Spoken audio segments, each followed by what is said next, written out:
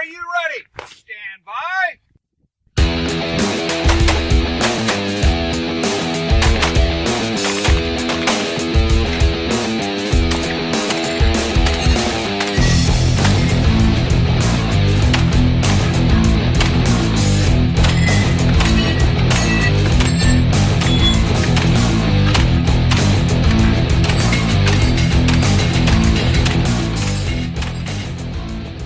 Welcome to the 3Gun Show, episode 31. I am your host, Dave Hartman. In this week's interview, we are joined by Team Benelli's Lance Dingler live at the 2015 Noveske Multigun Championship in Colorado. And we discuss leveraging your strengths, mentoring junior shooters, and the biggest hypocrisy in 3Gun. Before we get into the interview, I want to thank you for downloading and listening to the show. The 3Gun Show is a weekly podcast dedicated to the fastest growing shooting sport, 3Gun. Each week, you get a new episode delivered directly to your iDevice or Android, featuring the most interesting personalities in the sport. And we have a little chat. We talk about gear, we talk shooting, we talk mindset, stage breakdown, traveling to a match, and basically just whatever else comes to mind. Now, if you listened last week in episode 30, you know that Jansen Jones was an amazing interview. He was very open about his life and shared his entire journey. And if you haven't listened to that, you got to go back and listen to it. It's 3gunshow.com/episode 30. Jansen also brought $3,000 worth of gear with him. And this is stuff from his sponsors. It's stuff that they're just giving away. And one lucky winner is going to win all this stuff, which is totally cool. And this includes gear from Freedom Munitions, Extreme Bullets, ALG Geissele, 511, Hexmag, Noveske, Nosler, Remington, and Optics Planet. This is a ton of awesome stuff, so you better get in on it if you want to win. And you can do that. Find all the details and the entry form at 3gunshow.com/Team Geissele. And that's Geissele. As you probably remember, we did a giveaway with LAG Tactical on their new competition line a couple weeks ago. We did announce a winner on that, and the good folks at LAG Tactical have also offered a 10% coupon for folks that want to get in on this and save a little bit of coins. So if you are looking for a holster or some mag pouches, something for your competition setup, or even your carry setup, they have a variety of products over there.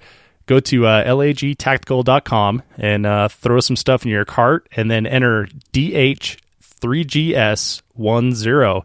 That's probably Dave Hartman 3Gun Show 10 for 10% off when you check out.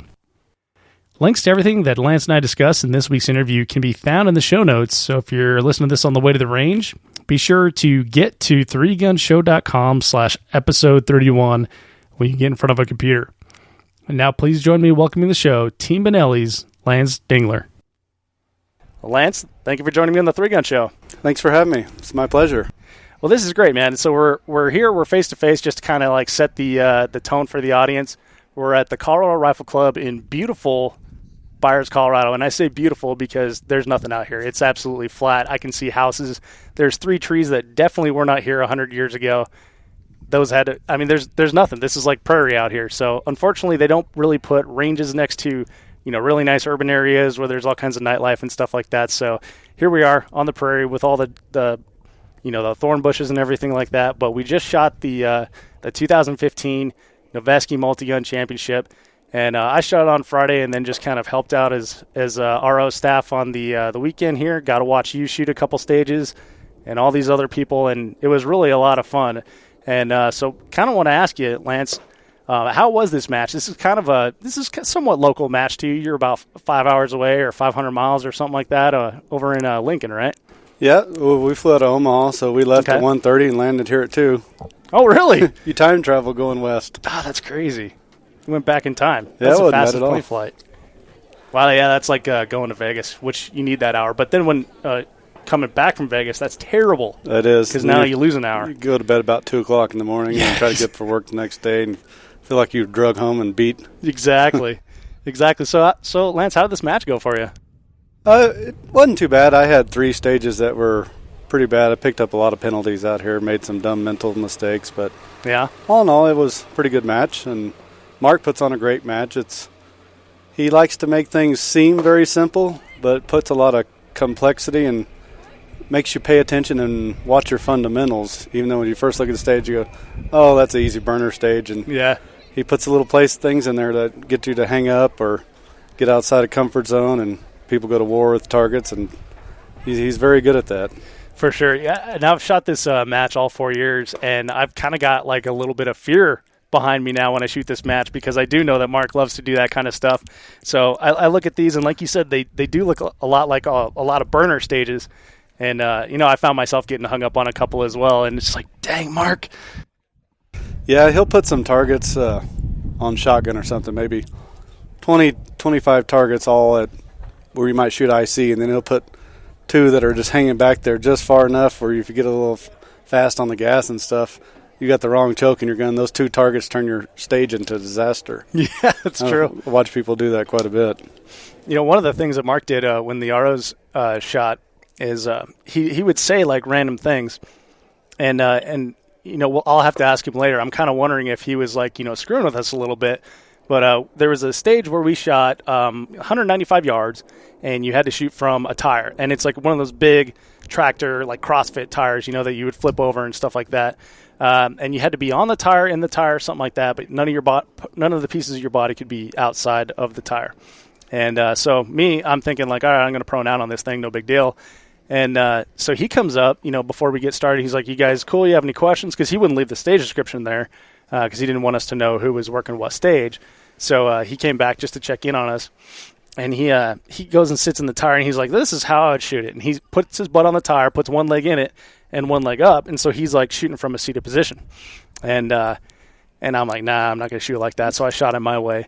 Later on, we caught him up in the match, and he's like, "Yeah, I shot that stage, and that was the wrong way to shoot that." Well, I think you watched a lot of people. That's that kind of stuff's curtailed to all the different physical attributes of a person: tall, short, skinny, wide. Because the position you're talking about, we shot that like that on Rocky Mountain off the roof. They had a roof facing backwards, so you could either lay down your back and shoot at your toes, or sit up with your knees up and put your elbows down and just take your medicine and shoot the targets. But when you're in that position, you're folded forward, and if you have anything on your belt or anything, it's pinching into you, and you're already compressing your lungs. So shooting a rifle in those positions makes it very difficult. I try to always find a position where I can kind of erect my torso such that my lungs are open and I'm able to breathe and make good decisions and conscious shots. So then how did you choose to shoot that tire stage? Nate and I both jumped in it and basically just put our knees down on the ground and put both elbows on the tire and then a magazine on the tire. So we got 3 stable points position. You're going to break really good, solid shots every time. And then it's easy to get up from that position, too, and then run downrange, which is what we had to do. Yeah, just stand up and jump out and run. Very good, very good. Well, shoot, no one on our squad did it that way. So no one thought of that one.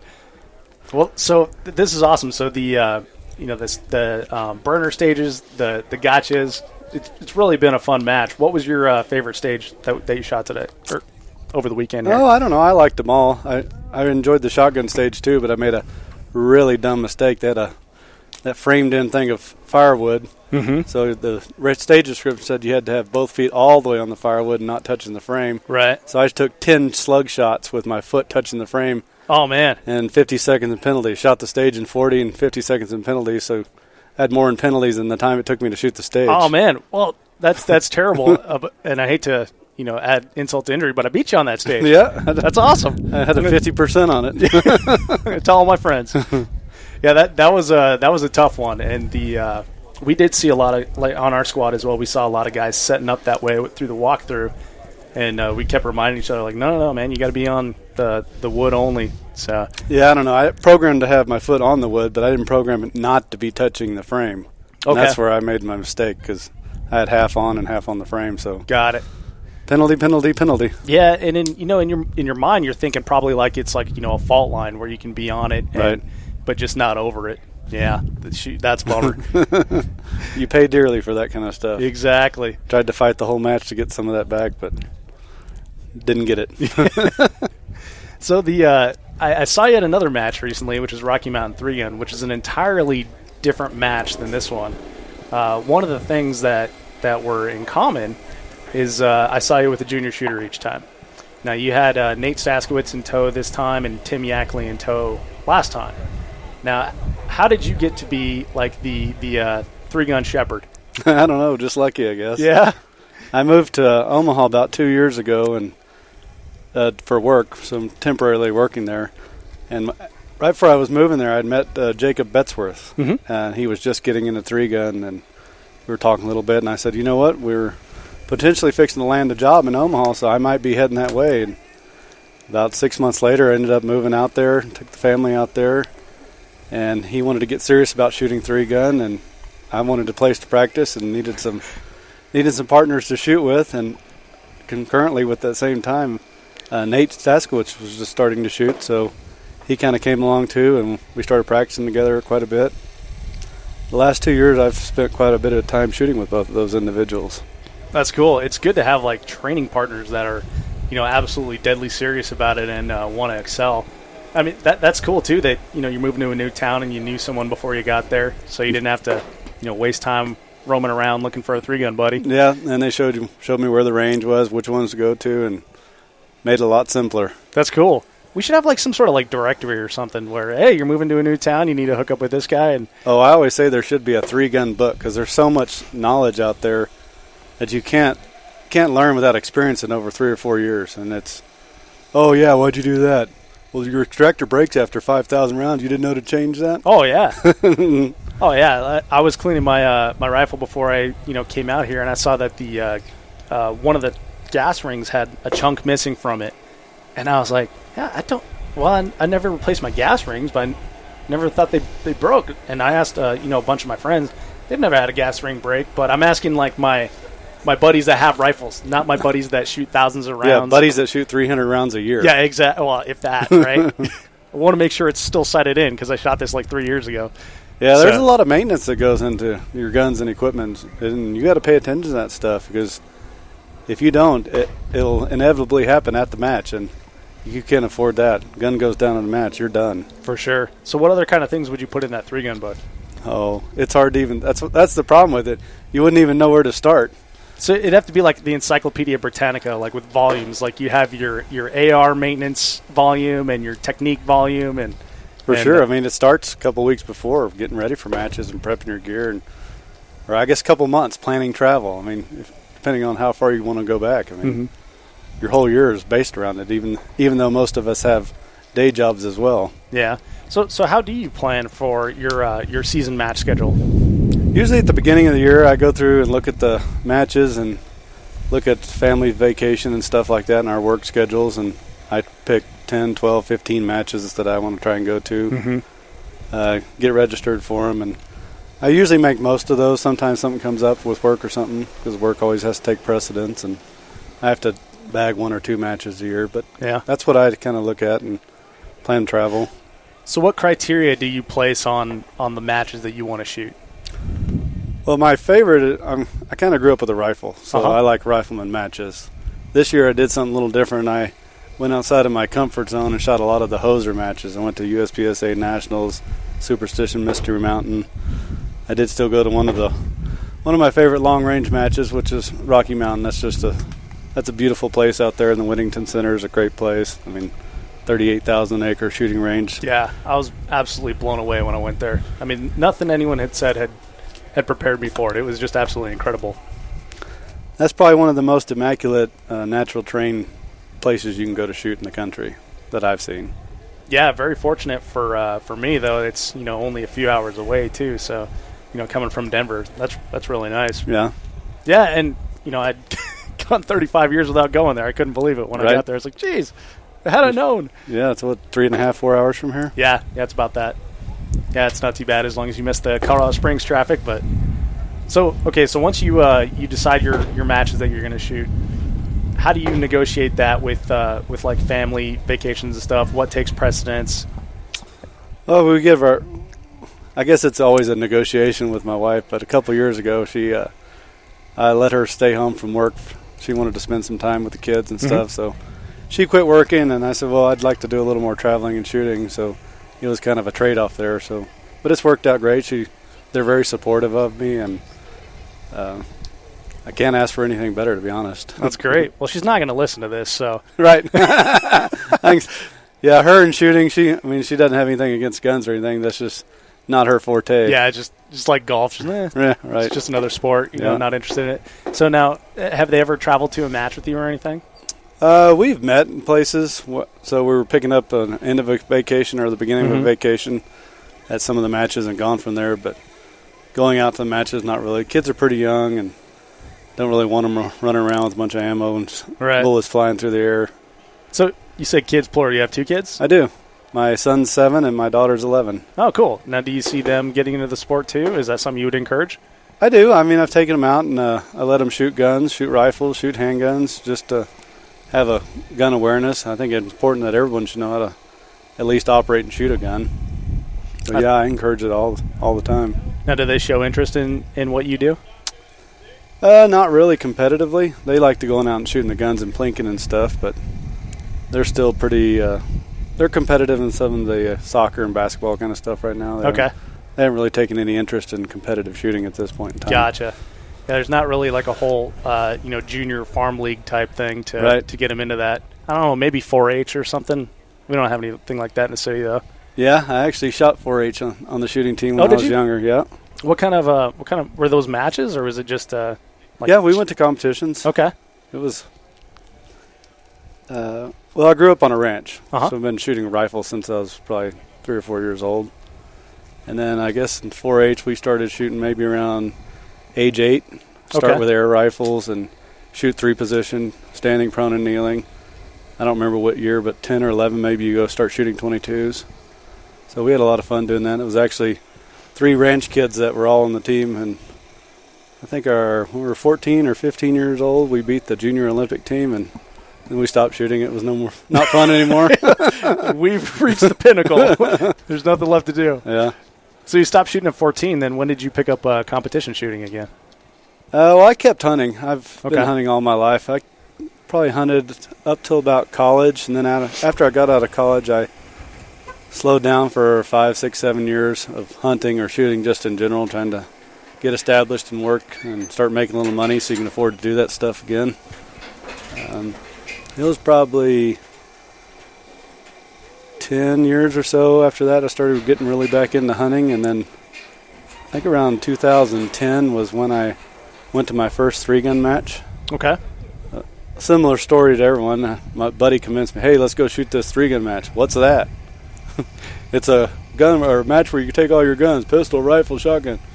Well, I have some of those. I don't know if I have the correct ones. I didn't even know there was a correct one. I just thought, well, this is what I have. I guess this is what I'll shoot. Yeah, I took a 18-inch cylinder bore shotgun pump. That's what I had too. It hold 5 or 6 rounds. Yeah, Mossberg 500 is what mine was. Couldn't have been more inappropriate for. Just for get shooting. Attacked by something? Yeah, I was standing in an ant bed, I guess. Oh, Jesus. I thought I had a sticker in my leg a while ago.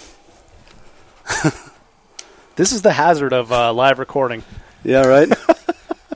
There's all kinds of things to deal with out here. Yeah, the sand blowing in everyone's guns and actions, and you got the tumbleweeds chasing you down the road. Yeah, exactly. You have to stop shooting because there's rabbits on the range. Yeah, right. Stage 5 over here on Saturday evening. He's standing right by the swinger targets, just a little rabbit just hanging out. Live fire, from the rifle, right? Thump, thump, thump, thump. Just hanging out. Yeah, I like to find a rabbit on the stage, trying to keep up with him. That means if you get to the end at the same time he does, you did well. Give you some inspiration. Yeah, right. Jesus, I wonder if I just get bit too. I don't see any more. I think we're safe. Yeah. For now. Okay, so we once you went to the 3-gun match, you brought your 18-inch cylinder bore out with you. Was it just like, hey, that was cool, and then like, maybe I'll shoot it again, or? I was hooked at that time. I just immediately started paying attention to what gear was appropriate for stuff, and learning about rifles and comps on rifles, the different types of optics. I had a straight 4-power scope on my gun, and I just shot a regular pistol, and after that I was hooked. I think my first purchase after that was buying a JP rifle. Okay. Coming from a rifle background, I figured might as well get something that worked really well for what suited my comfort zone. Sure, yeah, and if you're liking the long range stages and stuff like that, long range matches, it's probably the way to go, right? Yeah. So my second gun was ended up getting a Benelli. I mean, and I haven't really changed since then. The Benelli M2s they're just hard to beat. I've flopped back and forth every once in a while. I've shot an M1 here and then, but yeah, that's worked out really well. And now I'm shooting for Benelli, so Yeah, that's great. it all dovetailed in and worked beautifully. Which is cool. And, we see a lot of times, people are like, wow, you just want to sell me a Benelli because you shoot for Team Benelli or something like that.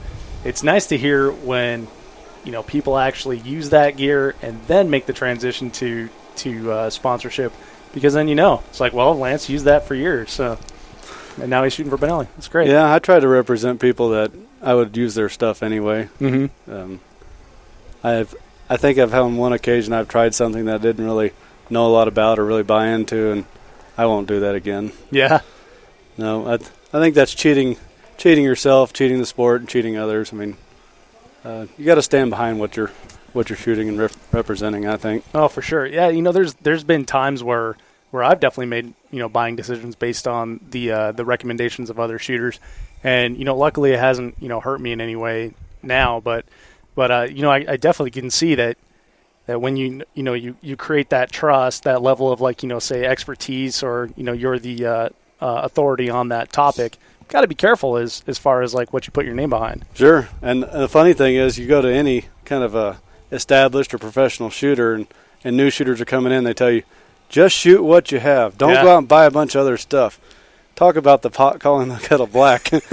All those pro shooters, when they started, they bought every different type of gun, tried every different type of gun. I mean, it's just everyone wants to collect things and try a bunch of different things. You can't not do that. So yeah, especially when it's a race, it's a competition, because for some reason you get it in your head if I just had Terran Tactical Innovations Benelli M2, I could have smoked that that stage or that match or whatever. It's an easy trap to fall into. It is. You want to. I don't think you want to chase the leading edge too much. You don't want to get outside of reliability. I guess first when I started, I want to kind of go to the race car edge of everything, and I've kind of backed off and got down to more simplistic stuff. Kind of keep it simple. Reliability so much more than any of that. So you want good, well-made, manufactured equipment or manufactured by good gunsmiths. But outside of that, I don't really believe in riding the leading edge anymore. I'll take a reliable gun over something that's got a trigger job right on the edge that may or may not work all year long. That's just not worth it to me.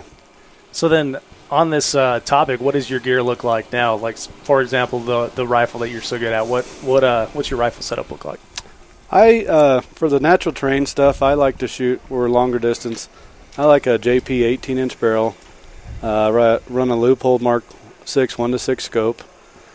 Just tracks really well, and I always shoot heavier grain ammo with that kind of stuff. Usually 77 grain. Mm-hmm. My Fiocchi 77 grain tracks right in my 5.6 scope.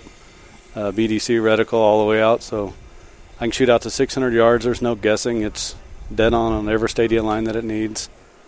Shotgun-wise, obviously been shooting Benellis. I've known Terran for the last several years, and he's made some good modifications to the stuff to help us compete in the industry and all the different matches. So he's been modifying my shotguns for the last several years. He makes an excellent shotgun even better. It's hard to beat. They always go bang. They shoot point of impact slugs, which that's one of the things that most shotguns you can't do. You're out there beating them against the telephone pole, trying to bend the barrel so that it shoots straight. There's some people out there. He beats them for you? He's got his own He's got his own little machine that you beat him through. Oh, okay. He's got like a calibrated telephone pole? Yeah, they put him in this little fixture that they align a few things to make everything work well. It's a good deal. There's a couple people out there that are doing it, not many. Yeah, it's interesting. I've heard a few times that Terran likely sells more Benellis than most major dealers. Oh, especially for the 3-gun stuff. I mean, it's obviously it can't compete with the hunting world. I mean, we're probably 0.5% to the hunting world. You're talking about an audience of 40 million people versus, I don't know, 150,000 maybe. I'm not sure how many people are in the 3-gun community in general all around that participate both nationally and locally, but there's a big difference there. That's a lot of things people recognize when they're seeking sponsorship, all these manufacturers, even though 3-gun's probably the fastest growing sport out there on the shooting side of things, it still hasn't touched the hunting world. So you got to kind of realize that there are different proportions there. Right. So if you're just getting into it, seeking only sponsorship, you should go hunting instead. Yeah, for sure. So yeah, that is one of the cool things about this too. Is it's definitely like an affinity sport. So that all the people that are out here definitely want to be here, and they want to shoot, and they want to do well, and it's cool being around those types of people that are like driven to succeed. Yeah, that's the other trap. I mean, everyone wants to come out and have a bunch of people's names on their jersey and have all the fancy equipment and stuff. But the manufacturers and the people in the industry, they're not going to just go out and hand that. You gotta earn your way in. Make sure you handle yourself and speak well and publicly and represent their product. I mean, they want people to stand behind their name like they would, and so there's a lot of attitude and stuff that you gotta look for when you're doing that kind of stuff.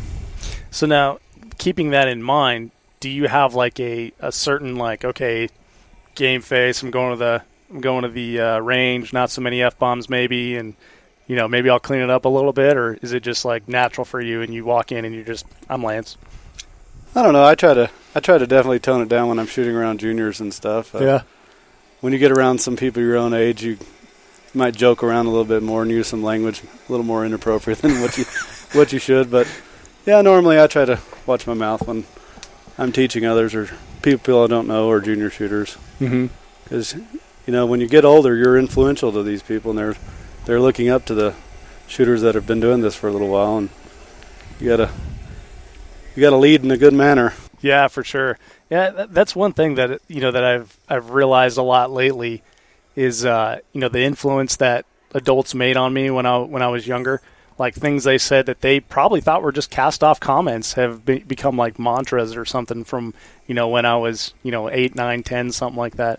So it's a very good point you make. You gotta watch what you say. It's especially like getting with youngsters. They don't really get sarcasm or anything, so right. they take you serious. Like, oh man, he must not like me or something like that. Yeah, it took a while for us to break in. Nate, he was pretty dry. Didn't have much of a sense of humor, and we'd make little snide jokes when shooting or something, and he caught on well, though. Now he's a pretty good ham. Yeah, he is. That's one thing I noticed is, in person he's a little more animated, because I got to meet him, out here at the match.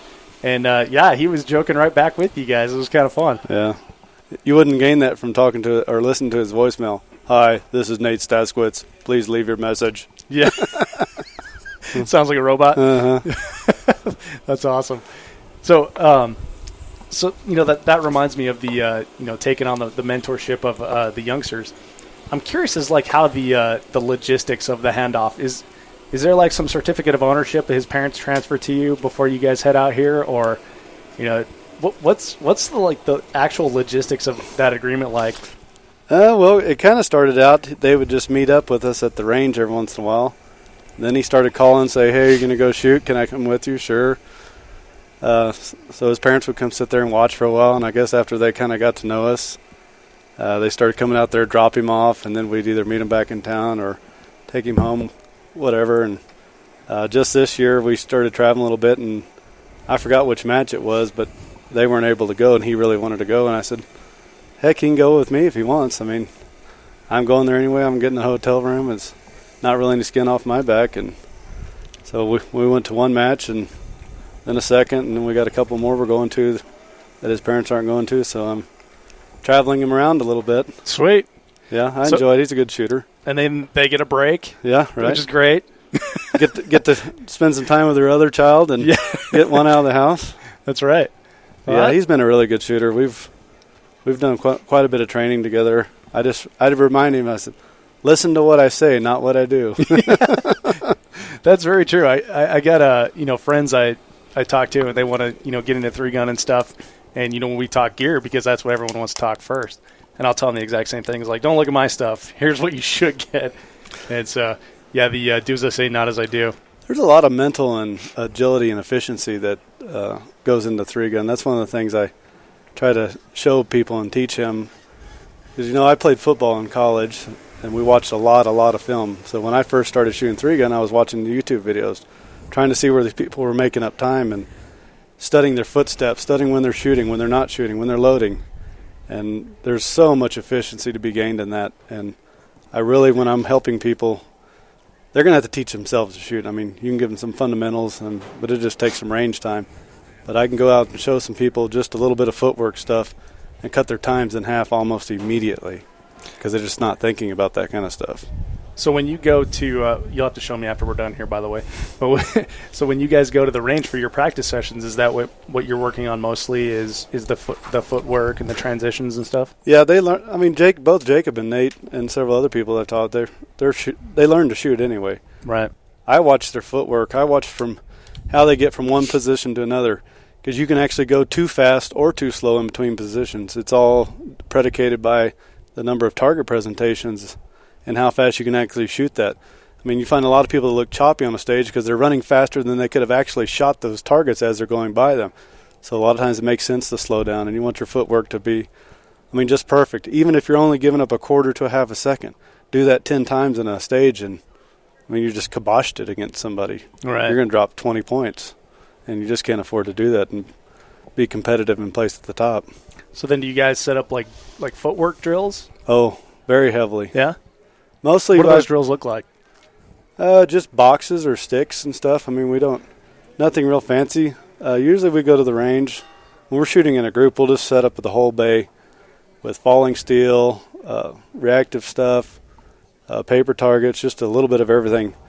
So rather than move all the targets around all the time, we set up, we move everything in between. So maybe move tires or sticks, shooting positions, or call them barricades, whatever you want, to force you to shoot stages different ways.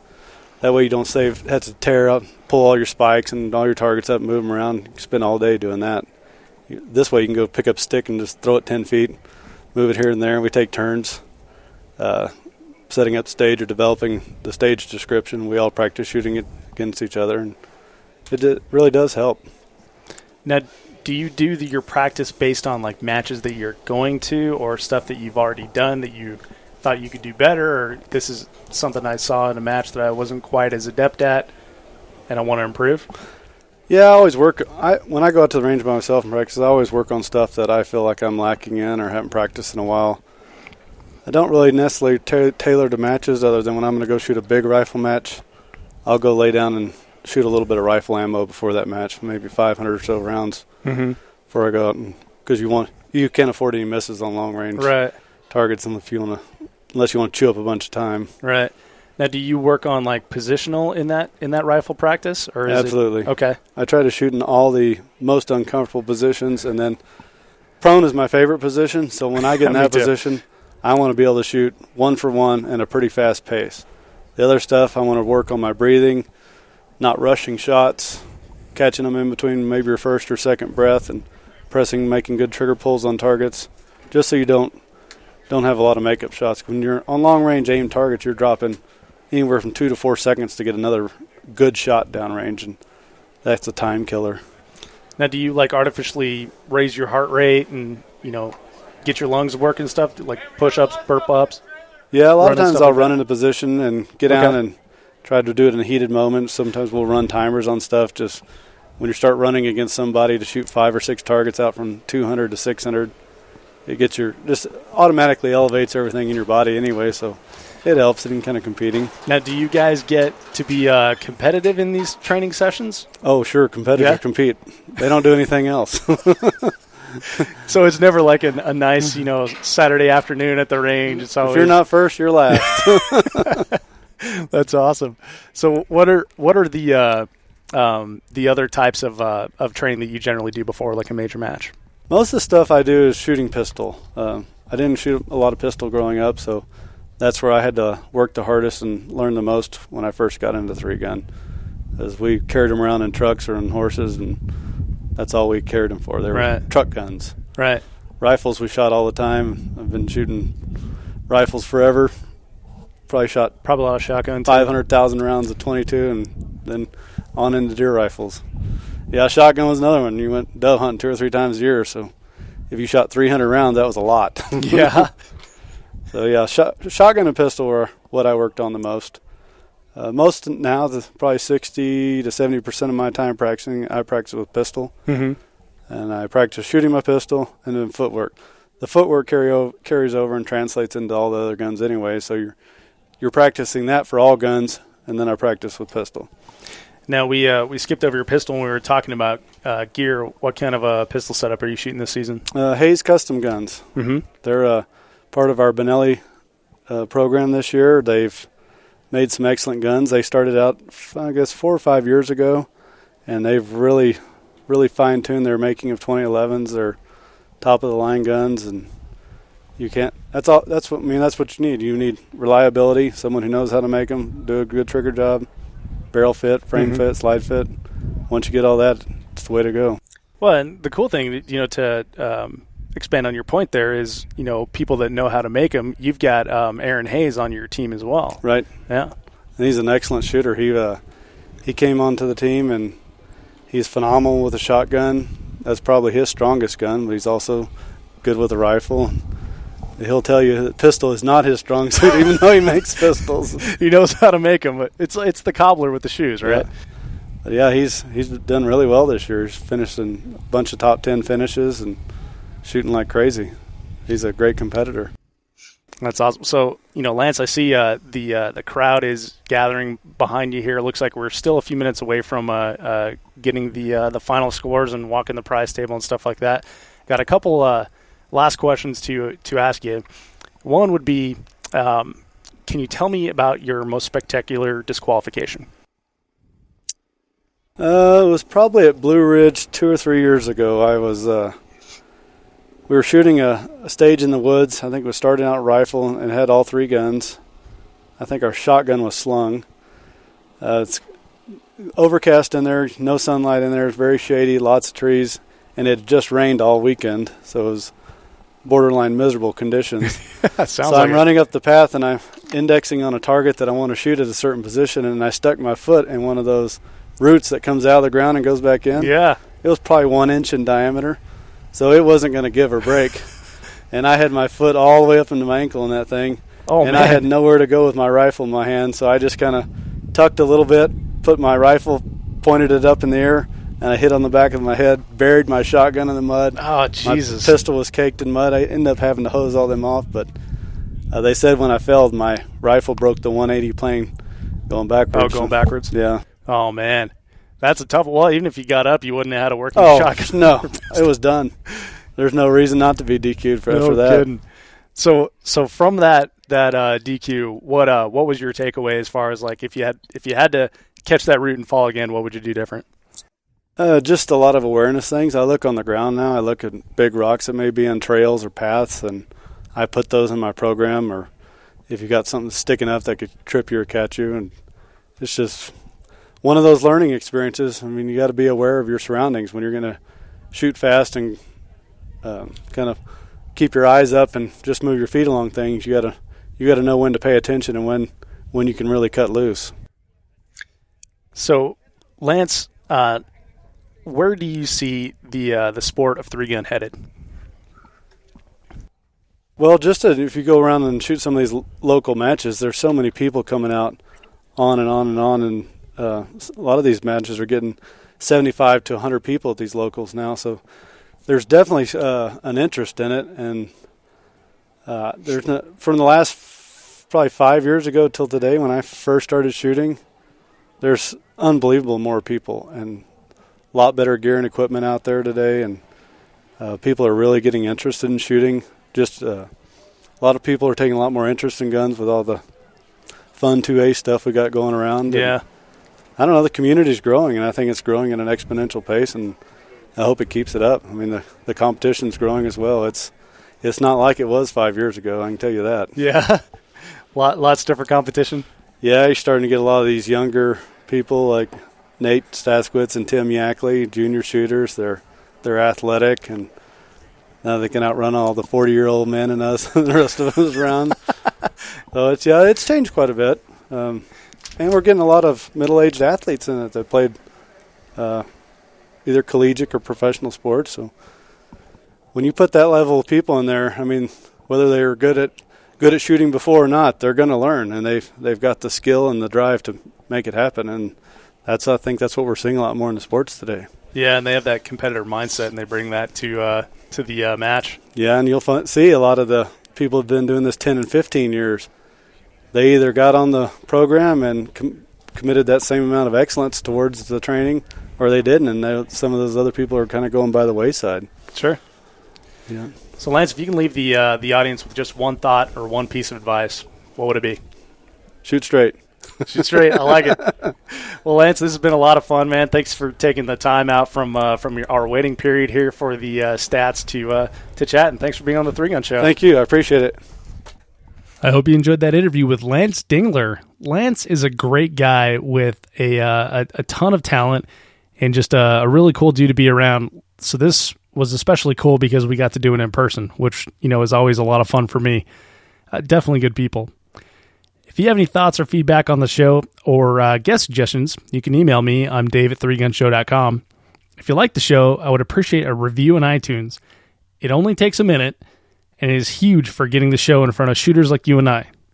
So just visit 3gunshow.com/iTunes. Come on, do it already. Head over there, and there's a link right to the iTunes page. You just click View in iTunes and review away, and I do appreciate it. Keep your eyes peeled this Friday for a special bonus episode with Andy Peterson of Team Black Rain Ordnance. Andy and I discuss like a practice regimen, and it's a Q&A type thing, and it's questions directly from you, the listener. Thank you so much for downloading, listening, and subscribing. I'll catch you in the next episode.